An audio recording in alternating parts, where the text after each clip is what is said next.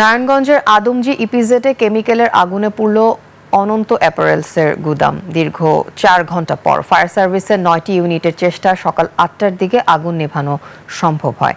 এ ঘটনায় কোনো হতাহতের খবর পাওয়া যায়নি। আর তদন্ত শেষে ক্ষয়ক্ষতির পরিমাণ জানা যাবে, জানালেন ফায়ার সার্ভিস। নারায়ণগঞ্জ প্রতিনিধি রবিউল ইসলামের তথ্যচিত্রে আরও জানাচ্ছেন উপমা রায়। ভোরে নারায়ণগঞ্জের সিদ্ধিরগঞ্জে আদমজী ইপিজেডের অনন্ত অ্যাপারেলসের স্টোর রুমে হঠাৎ আগুন লাগে।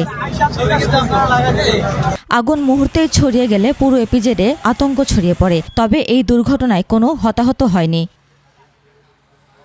শ্রমিক ও স্থানীয়রা জানান, ভোরের দিকে হঠাৎ গোডাউন থেকে ধোঁয়া বের হতে দেখা যায়। গোডাউনে বিপুল পরিমাণ ফেব্রিক্স ও দাহ্য কেমিক্যাল জাতীয় উপকরণ থাকায় আগুন দ্রুত ছড়িয়ে পড়ে বলে তাদের ধারণা। আগুনের তাপ ও ধোঁয়ার কারণে আশেপাশের কারখানার শ্রমিকদের মধ্যেও আতঙ্ক ছড়িয়ে পড়ে। বিষয়টি নিশ্চিত করে আদমজী ফায়ার সার্ভিস ও সিভিল ডিফেন্স স্টেশনের সিনিয়র স্টেশন অফিসার জানান, নারায়ণগঞ্জ, কাঁচপুর সহ বিভিন্ন ইউনিটের মোট 11টি ইউনিট ঘটনাস্থলে পৌঁছায়। পরে 9টি ইউনিটের দীর্ঘ প্রচেষ্টায় আগুন নিয়ন্ত্রণে আনা সম্ভব হয়েছে। মূলত কাপড়ের স্টোর হওয়াতে কিছু কিছু স্থানে অল্প আগুন জ্বলছে। প্রাথমিকভাবে আগুন লাগার প্রকৃত কারণ ও ক্ষয়ক্ষতির পরিমাণ নিশ্চিত হওয়া যায়নি। আগুন পুরোপুরি নির্বাপনের পাশাপাশি ডাম্পিংয়ের কাজ চলছে। উপমা রায়, ডেস্ক রিপোর্ট, 21 টেলিভিশন।